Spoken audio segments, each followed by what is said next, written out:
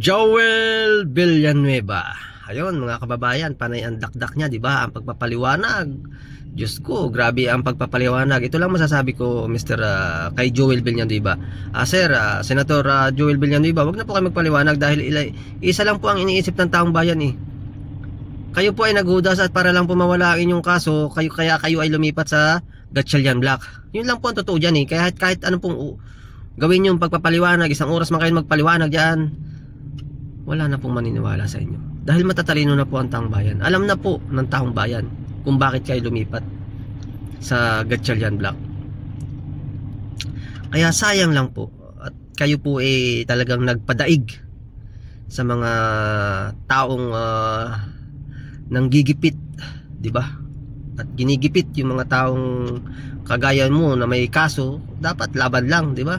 Harapin yung kaso kung meron, kung totoo. O 'di ba, wag mong matakot, 'di ba? Nasa likod ang taong bayan sa katotohanan. Dapat doon lang tayo sa katotohanan. Kaya good luck Mr. Joel Villanueva. Nako po. Walang bayak.